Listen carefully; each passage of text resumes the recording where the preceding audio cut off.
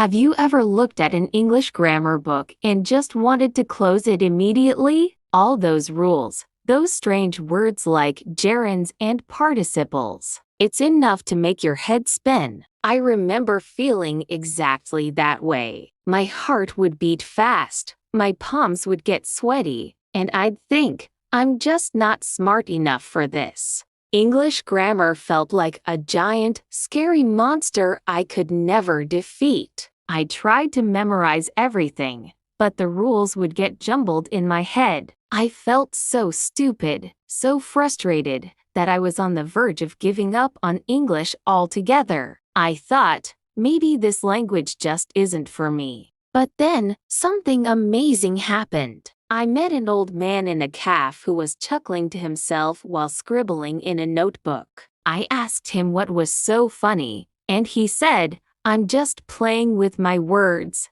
He wasn't studying grammar. He was playing with it. He showed me how he would take a simple idea and dress it up in different grammatical outfits. That one conversation changed everything for me. It was a light bulb moment. What if grammar wasn't a monster? What if it was a game? Inspired, I went home and decided to try a new approach. I threw out my complicated grammar books. Instead, I took a blank notebook and wrote down 5 simple sentences about my day. I drink coffee. I walk to the park. The dog is happy. That's it. I didn't worry about making them perfect. I just wrote. The next day, I wrote 5 more. I focused on telling my own little story, using the simplest present tense I knew. Slowly, day by day, my fear started to fade. I began to see my mistakes not as failures,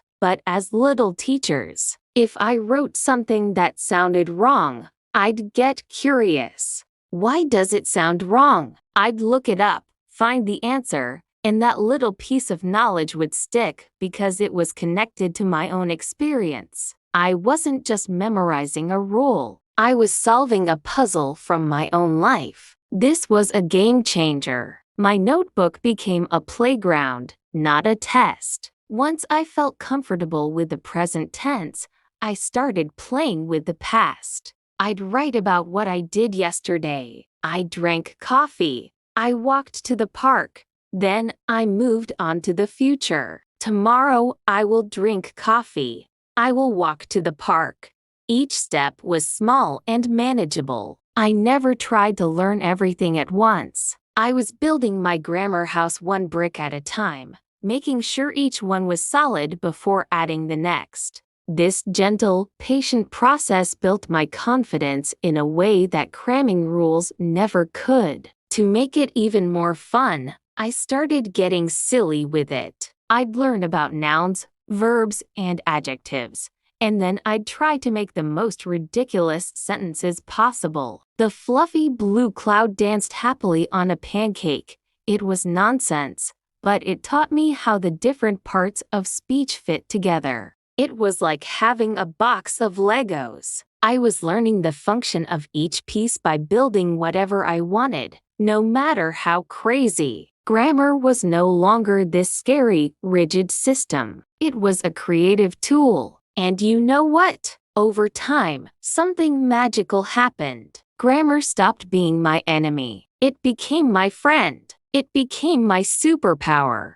It gave me the ability to say exactly what I wanted to say, to share my thoughts, my feelings, and my stories with the world. I could be funny. I could be serious.